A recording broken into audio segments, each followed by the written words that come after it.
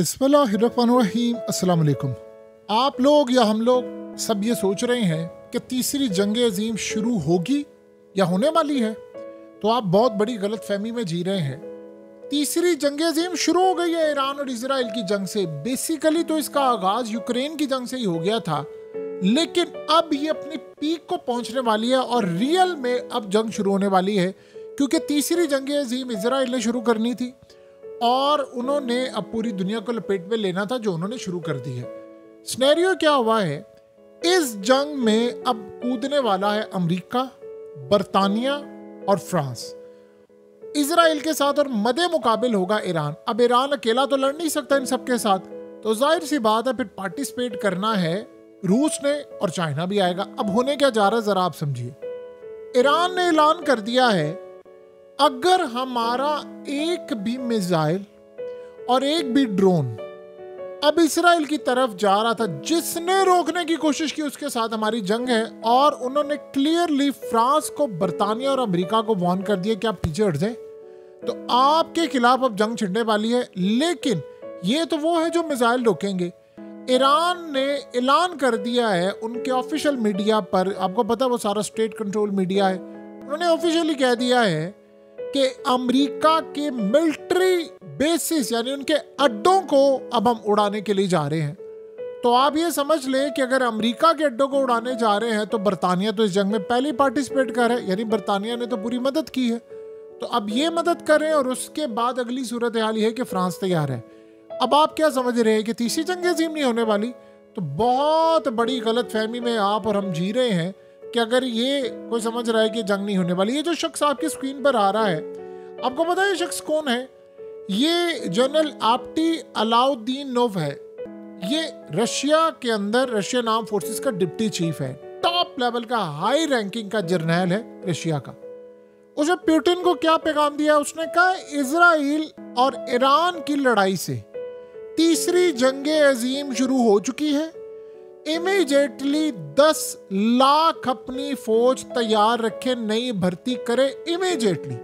हमारे पास टाइम बहुत कम है और फौरी तौर पर आप फौजियों को तैयार रखें, क्योंकि तीसरी जंग अजीम छिड़ गई है। अब आप गौर करेंगे कि ईरान और इजराइल की लड़ाई है और तीसरी जंग अजीम छिड़ गई है, और रशिया का एक डिप्टी चीफ, यानी आप अंदाजा करें रशियन जर्नल ये कह रहे हैं, ये वो शख्स है जो यूक्रेन की जंग लड़ रहा है। ये बात ज़हन में रखिएगा, ये लीड कर रहा था बहुत बड़े ग्रुप को जो यूक्रेन के अंदर लड़ाई करे। और सोचे जिस बंदे ने यूक्रेन की जंग को करीब से देखा है, लड़ा है, स्टिल उसको पता है, उसके सामने सारे साइंस आ गए हैं कि जंग होने वाली। तो उसने बड़ा क्लियरली ऐलान कर दिया है कि अब वॉर नहीं शुरू हो रही, अब तीसरी जंग अजीम शुरू हो चुकी है। तो उसने पुतिन को कहा कि टाइम थोड़ा है हमारे पास, अब ऐलान करें इमीडिएटली कि 10 लाख लोग आपने भर्ती करने। उसने कहा पहले 5 लाख लोग करें, फिर 10 लाख करें, हमारे पास टाइम बहुत कम है। अब आप अंदाजा करें, जंग तो छिड़ी है ईरान की और इजराइल की, और हमले हो रहे हैं, मिसाइल एक दूसरे के मारे जा रहे हैं, तो फिर रशिया क्यों कह रहा है कि जंग छिड़ गई है और हमने 10 लाख फौजी करने हैं? क्योंकि इस जंग में अब रशिया कूदने वाला है। अब आप जरा समझे क्यों। देखिए अमेरिका ने क्या किया है, ये जितनी मक्कारी अमेरिका ने की है, इजराइल शायद आप समझ लें दूसरे नंबर पर आप उसको रख लें, क्योंकि इस दफा डोनाल्ड ट्रंप ने जो धोखा दिया है पूरे वर्ल्ड को, आप उसका अंदाजा नहीं लगा सकते। कि जब जंग से पहले ईरानियों से पूछा गया कि आपके नज़दीक बेहतर कौन है, उन्होंने कहा अगरचे डोनाल्ड ट्रंप ने कासिम सुलेमानी को मारा है, लेकिन वो फिर भी बेहतर है क्योंकि वो जंग नहीं चाहता। और याद कीजिए कैसे डोनाल्ड ट्रंप नेतन्याहू के खिलाफ ट्वीट्स कर रहा था कि हमें ईरान जंग में कूदने वाला है। वो सब ड्रामा था। इसका मतलब है कि करोड़ों लोगों को बेवकूफ़ बनाया गया, इंडियंस को, पाकिस्तानियों को, अरब वर्ल्ड को, मुसलमानों को, और जिन लोगों ने लाइनों में लग के इसको वोट दिया, सबको धोखा दिया। ये सब कुछ मिला हुआ था इजराइल के साथ। आप जरा ये बात समझे कि डोनाल्ड ट्रंप ने हेल फायर मिसाइल भेजे 300, और किसने ऐलान किया है? इजराइल ने ऐलान किया है कि अमेरिका ने हमें 300 हेल फायर मिसाइल भेजे हैं ईरान पर मारने के लिए। अब हेल फायर मिसाइल ईरान पर भेजने के लिए उन्होंने कहा कि कब भेजें, हमें ईरान पर हमले से पहले भेज दिए थे कि आपने ईरान को जाकर तबाह करना है। यानी डोनाल्ड ट्रंप ने ईरान को बेवकूफ़ बनाने के लिए मुज़ाकरात किए और मुज़ाकरात की आड़ के अंदर तैयारी की, गद्दार खरीदे और हमला किया। अब इस जंग में रशिया का क्या किरदार है, ये बात आप सबसे पहले समझिए।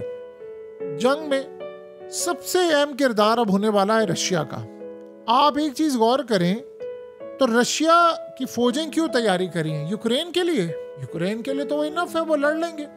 असल में अब ईरान को तबाह करने का मुकम्मल प्लान हो चुका हुआ है। पूरा रिजीम चेंज ऑपरेशन करना है। आयतुल्ला को मारना है इन्होंने, जो प्लान ये करके बैठे हैं।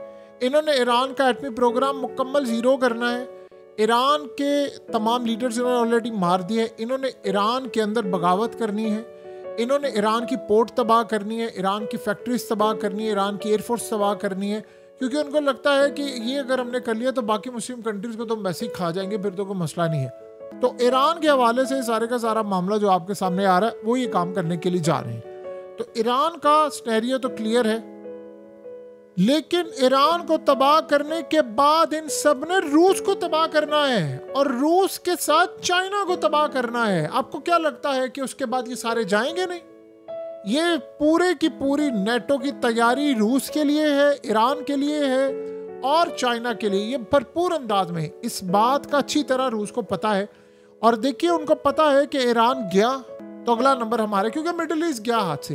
ये लड़ाई असल में उसी दिन शुरू हो चुकी हुई थी जब यूक्रेन की जंग शुरू हुई थी। वहां से लड़ाई शुरू हो गई, फिर करते करते अब सोचे अभी तक वो खत्म नहीं हो रही, और उसके बाद फिर गजा की जंग शुरू हुई। वहां से वो शुरू होते होते फिर लेबनान, फिर उसके बाद ईरान। अब ईरान की लीडरशिप मार दी, हसन नसरुल्लाह को मार दिया, सबको मार दिया। आयतुल्ला को टारगेट करने जा रहे हैं ईरान के हवाले से मामला, क्योंकि कतार तो अंदर बैठे हुए हैं ना, तो किसी भी वक्त आप टारगेट कर देंगे। तो अब जो सिनेरियो होने वाला है उसमें रशिया कूदेगा।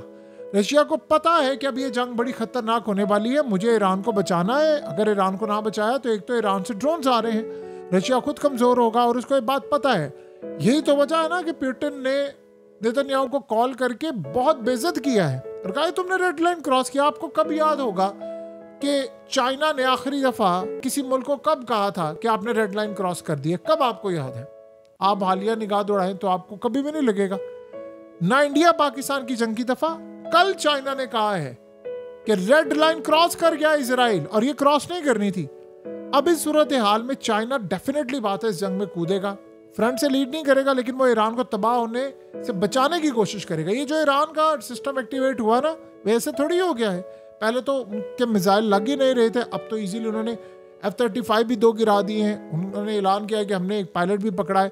लिहाजा ये सारी की सारी सूरत हाल आप सबके सामने है। लेकिन अब रशिया की फौजें जो तैयार हो रही हैं, वो जो जर्नैल कह रहे हैं, वो इसलिए कह रहे हैं कि फौजों ने ईरान के साथ मिलकर लड़ाई करनी है, उनका दिफा करना है। अब सारी सूरत हाल वाज़ेह हो गई है कि रूस इस जंग में कूदेगा। जब ये अमेरिका की मिलिट्री बेसिस को टारगेट करेंगे, बरतानिया को करेंगे, फ्रांस को करेंगे, तो पूरी नेटो ईरान पर चढ़ दौड़ेगी। यानी आप सोचिए, जब वो चढ़ दौड़ेंगे तो फिर क्या होगा? रूस चुप करके बैठा रहेगा, रूस भी जंग में कूदेगा। तो फिर हम कहाँ पर जा रहे हैं? हम तीसरी जंग अज़ीम की तरफ नहीं जा रहे। आप उठाकर देखें, पहली जंग अज़ीम और दूसरी जंग अज़ीम कैसे शुरू हुई थी। इसी तरह हुआ था। पहले 1-2 लड़ाइयाँ थी, आपस की थी, करते करते करते करते कहाँ से कहाँ मामला चला गया, और उसके बाद देख लें फिर आखिरी क्या हुआ।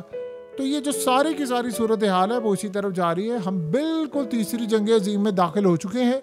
वॉर शुरू हो चुकी है, तीसरी जंग अज़ीम छिड़ गई है। हमें अगर समझ नहीं आ रही तो वो एक अलग बात है, लेकिन तीसरी जंग अज़ीम इस वक्त भरपूर अंदाज से छिड़ चुकी है।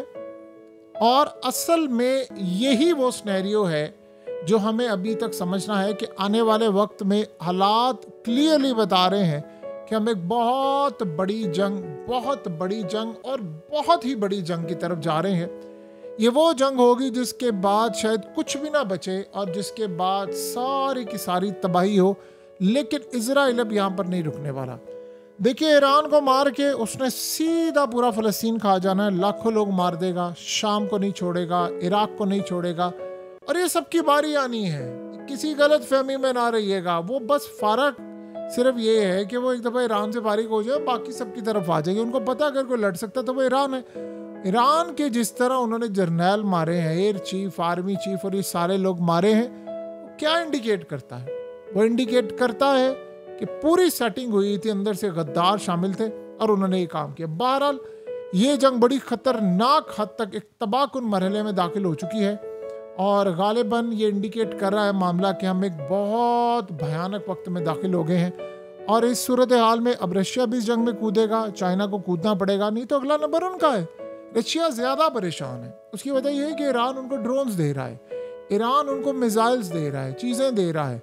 सो ये असल सूरत हाल है। वरना रशियन जर्नैलों को कि पुतिन को क्या कहने की ज़रूरत है, और उनको बेवकूफ़ जर्नैल तो नहीं है, वही जंग में आए हैं, जंगों में पले बड़े हैं, आगे गए हैं। डिप्टी चीफ जो होता है वो बड़े ओहदे का होता है। सो इस सूरत हाल में आपको अंदाज़ा हो गया कि हम किस तरफ जा रहे हैं।